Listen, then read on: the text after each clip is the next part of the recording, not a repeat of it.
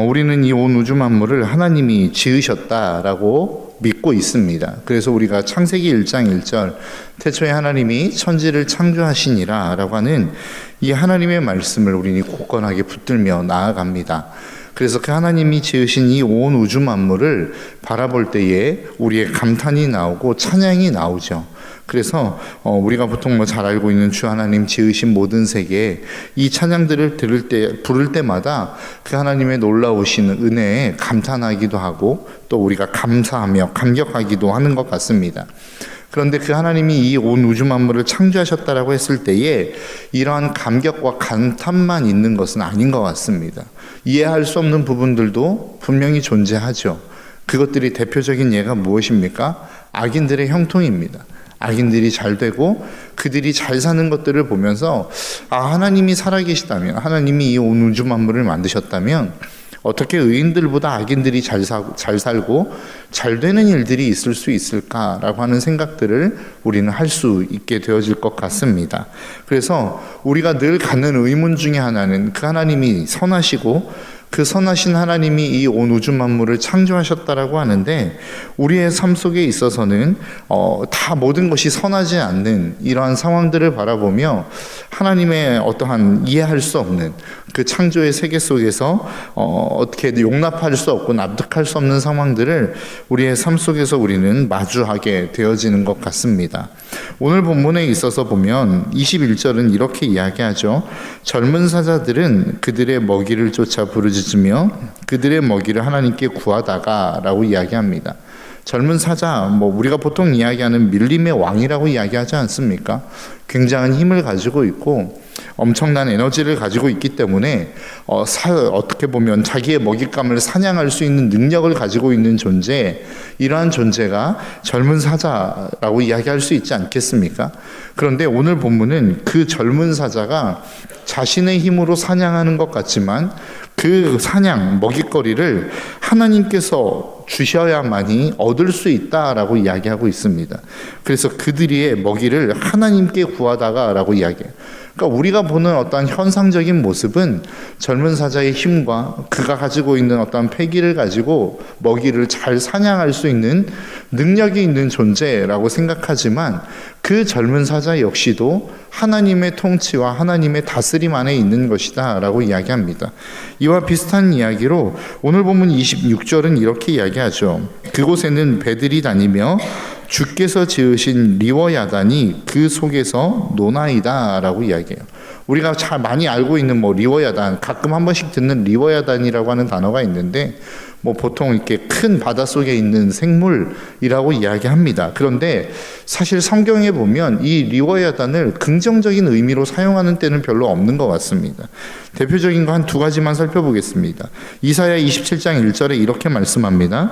그날의 여호와께서 그의 견고하고 크고 강한 칼로 날랜 뱀 리워야단 곧 꼬불꼬불한 뱀 리워야단을 벌하시며, 그러니까 하나님의 벌하시는 존재, 하나님의 징계를 받아야 되는 존재를 비유하며 리워야단이라고 하는 동물을 사용합니다. 또 시편 74편 14절은 리워야단의 머리를 부수시고 그것을 사막에 사는 자에게 음식물로 주셨으며 라고 이야기합니다. 그러니까 성경의 곳곳에서 가끔 리워야단이라고 하는 동물이 등장하는데 그 리워야단은 긍정적인 의미보다는 부정적인 의미로 사용되어질 때가 참 많이 있다라는 것이죠. 그런데 오늘 본문에서만큼은 뭐라고 이야기하냐면 주께서 지으신 리워야단이 하나님이 지으신 그 물속, 크고 작은 동물들이 무수한 그 물속에서 놀고 있다라는 겁니다. 그러면서 27절은 뭐라고 말씀하냐면 그것들이 다 주께서 때를 따라 먹을 것을 주시기를 바라나이다. 젊은 사자와 비유하는 비슷한 내용이죠. 그들도 하나님께서 먹을 것을 주시기를 기다리고 있다라고 이야기합니다. 우리가 이 땅을 살아가면서 믿지 않는 악인들을 대하는 것이 어려운 이유 중에 하나가 무엇입니까? 그들은 하나님을 알지 못합니다. 하나님의 뜻도 분별하지 못합니다. 그렇기 때문에 하나님의 말씀, 하나님의 통치가 그들에게는 미치지 못할 거라고 생각하는 경우들이 참 많이 있다라는 거예요. 비록 지금 그들이 언젠가 하나님 앞에 심판받을 날이 있기는 하지만 지금 이 순간만큼은, 나를 괴롭히는 이 순간만큼은 그들은 하나님의 통치의 영역이 미치지 못할 것이다 라고 하는 생각 때문에 우리가 악인을 대하는 것이 참 쉽지 않다라는 것입니다. 그러나 오늘 본문이 하는 이야기가 무엇입니까? 그러한 악한 존재라 할지라도, 하나님의 심판 가운데 있는 존재라 할지라도 그들 역시도 하나님이 음식물을 공급하고 그들이 노는 장소를 공급해야만 살 수 있는 존재다라고 성경은 우리에게 말씀하고 있는 것입니다. 여러분들의 주변의 삶 속에 어찌 보면 여러분들을 괴롭히는 자들이 있을지도 모르겠습니다. 여러분들을 힘들게 만드는 자들이 있을지도 모르겠습니다. 때로는 그것이 사람이 될 수도 있고, 때로는 그것이 질병이 될 수도 있고, 때로는 어떤 관계의 문제가 될 수도 있고, 어떤 경우에는 경제적인 문제가 될 수도 있을지 모르겠습니다. 우리의 삶 속에 우리를 괴롭히는 수많은 조건들이 있고 수많은 상황들이 있지요. 그런데 성경이 오늘 본문을 통하여 우리에게 분명하게 말씀하고 있는 것은 그 모든 것들이 하나님의 주권과 하나님의 통치 아래 있는 것이다 라고 이야기합니다. 지금 당장은 내가 느끼지 못하여서 그것이 하나님의 통제 밖을 벗어나 자기 멋대로 사는 것처럼, 자기 멋대로 환경을 만들어가는 것처럼 그렇게 느껴지지만 실질적으로 그 모든 것들을 주관하시는 분은 하나님이시다라고 오늘 본문은 우리에게 말씀하고 있는 것입니다. 그래서 여러분들의 상황 속에서 여러분들을 괴롭히는 사람이 있습니까? 여러분들을 괴롭게 하는 환경들이 있습니까? 그 모든 것들도 하나님의 통치 아래에 있다라고 하는 사실을 잊지 않으시기를 주님의 이름으로 축복합니다. 그렇다면 하나님은 왜 이러한 상황들을 우리에게 허락하시나 잘 모르겠습니다. 왜 하나님이 그러한 상황들을 우리에게 허락하시는지는 다 우리가 설명할 수 없겠죠. 그 하나님의 크신 뜻을 우리가 어떻게 다 알 수 있겠습니까? 그러나 한 가지 확실한 것은 그 하나님이 우리에게 가장 좋은 것들, 우리에게 가장 아름다운 것들, 나를 하나님이 이 땅 가운데 보내신 그 이유와 목적대로 우리를 만들어 가시기에 가장 좋은 사람을 붙이신 것이요, 가장 좋은 환경을 우리에게 주셨다라고 하는 사실을 믿는 그 믿음으로 오늘은 우리 하루하루를 우리는 살아가는 것, 그것이 우리가 해야 될 일이다라는 것입니다. 여러분 다 이해하려고 하지 마십시오. 하나님의 그 크신 뜻을 우리가 다 어떻게 이해할 수 있겠습니까? 하나님이 오늘 우리에게 찾아오셔서 야, 이래서 내가 지금 너에게 이러한 상황을 주는 거야, 내가 이래서 너에게 지금 이러한 사람을 너에게 붙여준 거야 라고 하나님이 우리에게 그렇게 설명하신들 우리가 다 이해할 수 있겠습니까? 그것들을 받아들일 수 있겠는가 라고 하는 것입니다. 다 이해할 수 없을 것입니다. 그래서 우리가 할 수 있는 일은 무엇입니까? 그 하나님의 선하심을, 그 하나님의 가장 완전하심을, 그리고 우리를 사랑하신다라고 말씀하시는 그 하나님의 사랑을 믿으며 오늘 하루도 그 믿음으로 살아가는 것입니다. 이 하루의 삶을, 그 상황을, 여러분들에게 주어진 그 사람들을 만나며 그 믿음으로 오늘 하루를 살아내는 것, 그것이 우리가 해야 될 일이다라고 하는 것입니다. 그러면 하나님이 어떤 일들을 하시겠다라는 것입니까? 오늘 본문 35절입니다. 죄인들을 땅에서 소멸하시며 악인들을 다시 잊지 못하게 하시리로다. 내 영혼아 여호와를 송축하라. 할렐루야. 그러니까 우리가 그렇게 하루하루를 믿음으로 살아내면, 그렇게 하나님이 선하시다라고 하는 것들을 믿음의 눈으로 바라보고 그 하나님을 인정하며 나아가면 그 다음에 하나님이 하실 일들은 무엇이라는 거예요? 악인들을, 죄인들을 하나님이 징계하시겠다라는 거예요. 하나님이 심판하시겠다라는 겁니다.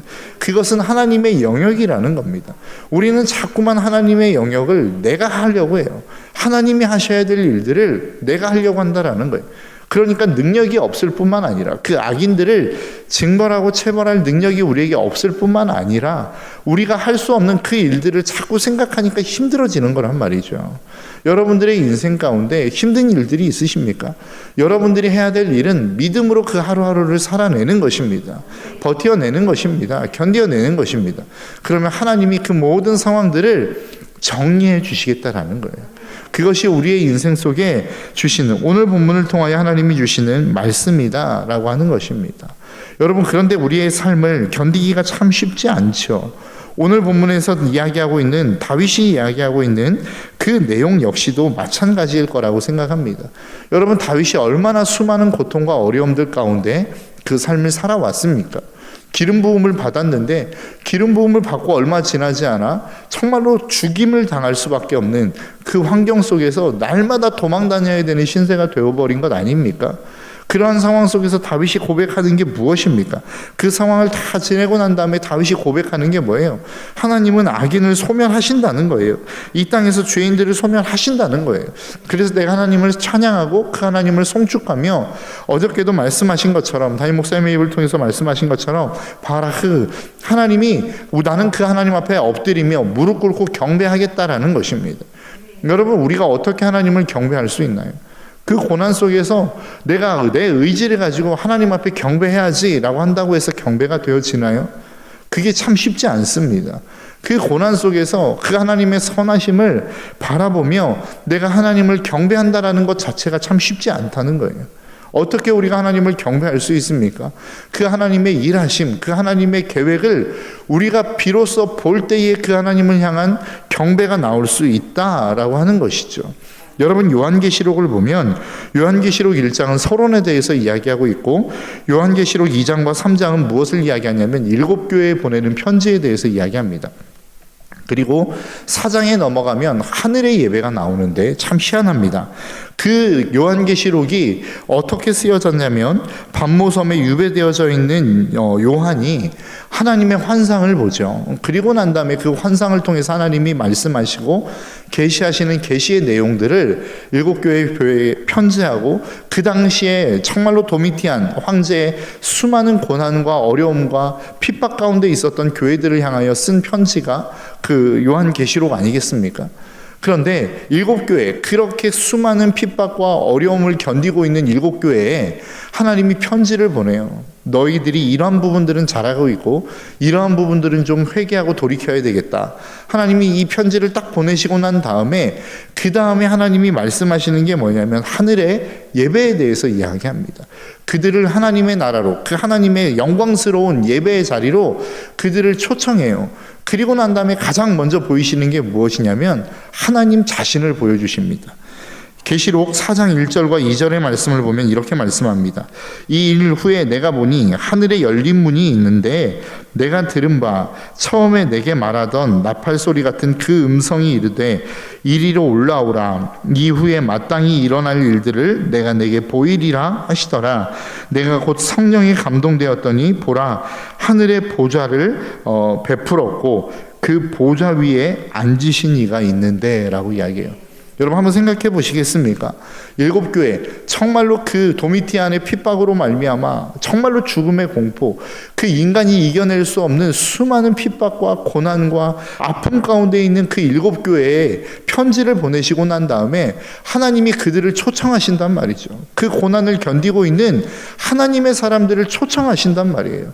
그리고 난 다음에 가장 먼저 보여주신 게 무엇입니까? 보좌에 앉아 계신 예수 그리스도 자신을 먼저 보여주셨다는 겁니다. 여러분 이 이야기가 우리에게 말씀하고 있는 내용이 무엇입니까? 우리의 삶 속에는 수많은 고난이 있어요. 어려움이 있어요. 아픔이 있어요. 그런데 하나님이 그 아픔을 이길 수 있도록 가장 먼저 보여주시는 게 뭐라는 거예요? 자기 자신이라는 겁니다. 우리는 늘 하나님 앞에 기대하는 게 뭐예요? 우리가 고난을 당하면 이 고난을 없애주시는 상황들을 기대한단 말이죠. 이 고난을 이겨낼 수 있는 어떠한 존재 아니면 상황, 어떠한 물질들이 우리 가운데 풍성하게 채워지기를 우리는 기대한단 말입니다. 그런데 하나님이 그 고난당하고 있는 초대교회의 성도들을 향하여 가장 그들에게 찾아가셔서 먼저 보여주신 게 뭐예요?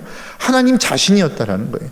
이게 의미하는 게 뭐예요? 여러분 그 초대교회 당시의 상황들에 성도들이 그 하나님의 보좌를 딱 봤을 때 어떤 느낌이었겠습니까? 정말로 자기들을 죽이려고 하는 수많은 로마의 군대들이 도사리고 있고 지금 누구 하나 나를 발견하게 되어지고 나를 고발하게 되어지면 이제 잡혀가서 고문을 당하고 죽임을 당해야 되는 상황 속에서 하나님을 보는 게 뭐가 그렇게 큰 영광이겠습니까? 뭐가 그렇게 큰 문제이겠습니까? 그들에게 있어서 진짜 필요한 건 무엇이겠어요? 지금 당장의 고난, 그 박해를 끝내줄 누군가가 필요한 것 아니었겠습니까? 그런데 하나님이 그들을 보여주셨다는 거예요. 그게 의미하는 게 무엇입니까? 하나님의 그 영광스러운 보좌를 볼 순간 이 모든 것들이 하나님의 발 아래에 있다는 것을 사람들이 보게 되어진다는 거예요. 로마의 군대의 그 권력도 하나님의 발 아래에 있는 것이요, 도미티안의 황제의 그 수많은 핍박과 권력도 하나님의 발 아래에 있다라는 것을 그들이 보게 되어지는 것 아니겠습니까? 우리의 모든 상황 속의 아픔, 그 모든 질병의 고통들, 이것도 그 하나님이 주관하시는 발 아래에 있다라고 하는 것을 성도들이 보게 되어지는 거란 말이죠.